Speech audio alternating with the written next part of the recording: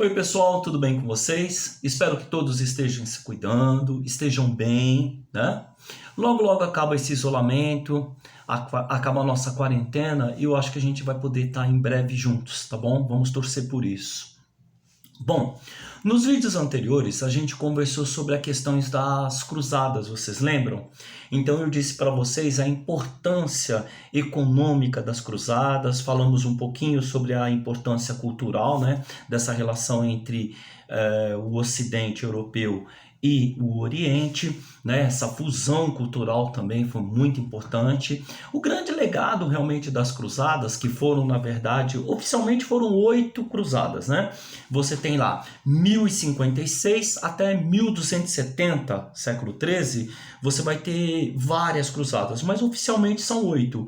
E essas cruzadas, elas deixam um legado, né? E qual é o legado dela? A expansão comercial. Antigamente, antes das cruzadas, ainda lá na Alta Idade Média, você tinha as terras como o maior valor. Os bem-nascidos é que tinham poder. Agora, com as cruzadas, com as mudanças a partir do século X, principalmente com o efeito das cruzadas, você vai ter a questão econômica, a circulação de moedas, o crescimento, a ascensão da burguesia. A burguesia agora não são só comerciantes, eles são pessoas que requerem, né, uma classe social ao lado dos nobres. Então você tem o clero, a nobreza e a burguesia e os servos. Então você vai ter uma influência, uma ascensão dessa burguesia muito grande, né? Bom, então vamos lá. No vídeo de hoje nós vamos falar um pouquinho não só sobre as cruzadas acabam ali em 1270, mas nós vamos falar um pouco sobre a questão política que se forma na Europa após essas mudanças que iniciaram-se na Baixa Idade Média a partir do século X.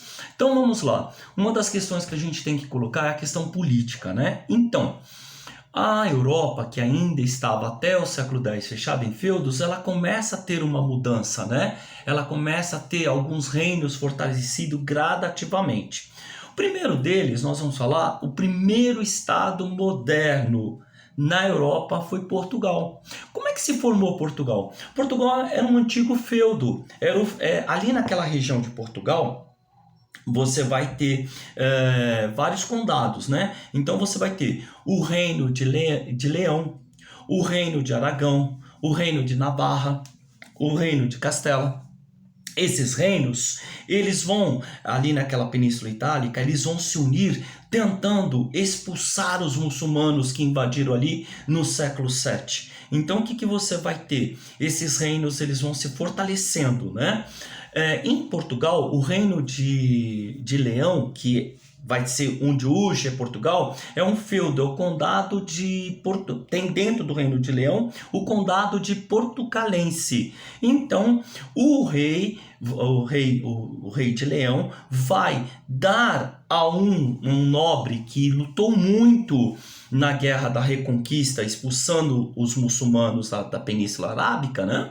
Vai dar esse pedaço, esse lote de terra antigo feudo portucalense para ele. E é esse lugar que em 1139 o reino portucalense, que pertencia ao reino de Leão, vai ter sua independência desse reino de Leão. Então vai se formar Portugal, né? Portugal vai se estender ali na Península Itálica, nesse antigo reino pertencente ao reino de Leão.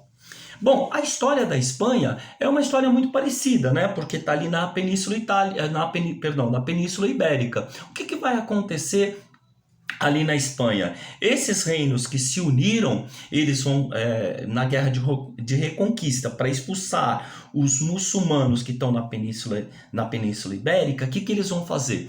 O reino de Aragão e de Castela vai conseguir dominar o reino de Leão, que já está mais enfraquecido, né? E o de Navarra. E o que vai acontecer? O reino de Castela, através da rainha Isabel, né? Vai se tornar a rainha Isabel.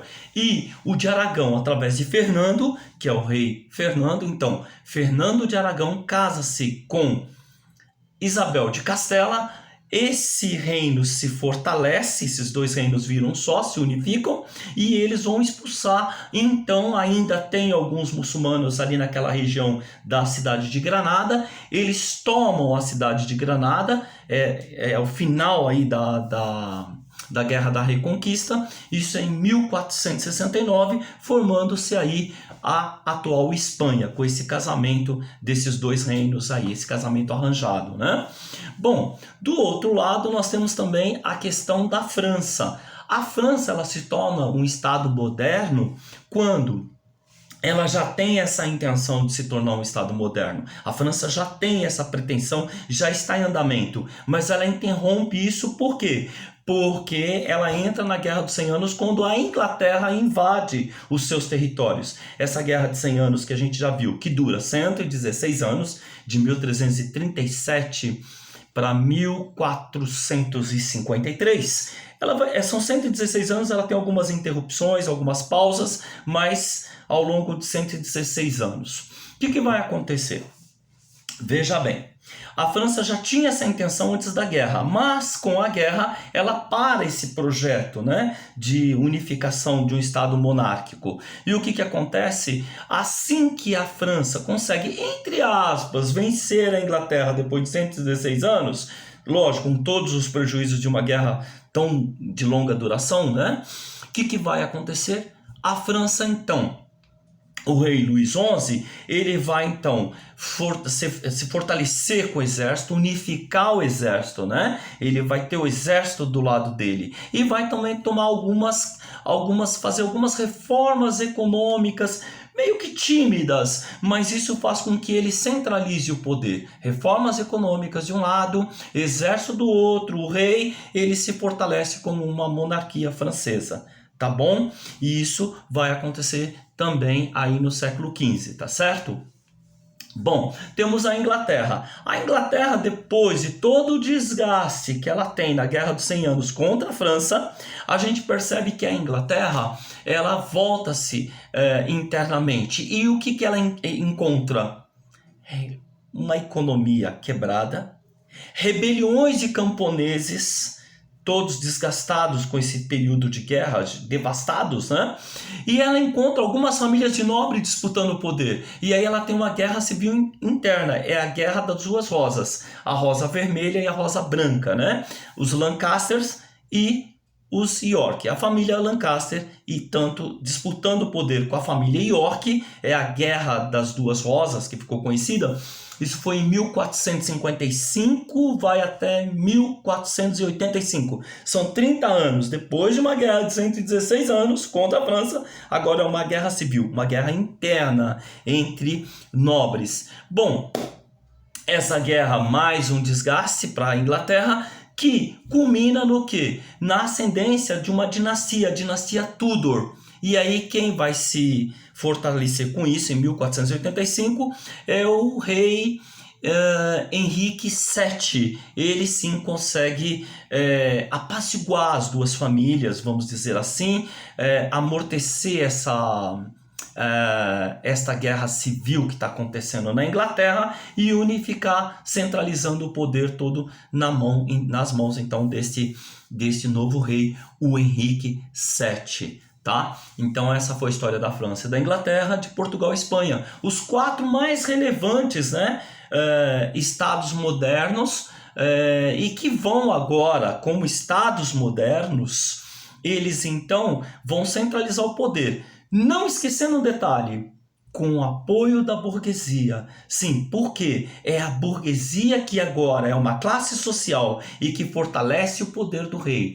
É a burguesia que pede que o rei unifique as moedas para que a comercialização aconteça, para que não tenha taxas alfandegárias em cima de moedas diferentes. Ou seja, essa unificação, tanto do idioma quanto da questão econômica, da moeda, da questão territorial também, né? O domínio territorial. Essa centralização de poder no rei facilita que a burguesia tenha mais acesso, tenha mais poder. A nobreza agora da Europa é uma nobreza falida. Ela não tem mais nada mais além do que além da sua história tradicional. Então ela vai ter uma posição social, a nobreza, mas tradicional. Mas de poder é a burguesia que vai aos poucos, aí desde o século XI, você está vendo? Vai emergindo, vai ascendendo, agora então na figura do poder absolutista de um rei, ela então está ali do lado, né? Ela agora é reconhecida como uma atividade comercial, e aí as políticas econômicas, as políticas internas do rei vão favorecer muito essa burguesia. É o que a gente vai ver nos próximos vídeos, tá bom? Espero que vocês tenham gostado, né? E vamos continuar acompanhando nossas aulinhas aqui. Olha, não esqueçam, gostou do vídeo? Se inscreva no canal, dá uma curtida. E eu quero deixar um recado para vocês que esses vídeos são feitos para os alunos, para que eles mantenham o foco. Não tem nenhuma pretensão aí nesses vídeos maior do que manter os meus alunos focados, mesmo distantes nessa pandemia, mas que eles possam continuar tendo um certo contato, mesmo que virtual, né? Com os estudos, com os livros. Essa aula não dispensa o uso dos livros. Essa aula ela contribui para o que você está assistindo lá na plataforma do CMSP, lá na plataforma do Google, ou seja, é um conjunto midiático de meios e plataformas para a gente chegar até você. Então isso é feito com muito carinho para esses alunos que eu tenho certeza que não podem ter esse prejuízo. E a gente tem que trocar figurinhas nesse momento, se ajudando, tá bom? Então um abraço e em breve estaremos juntos. Se cuidem.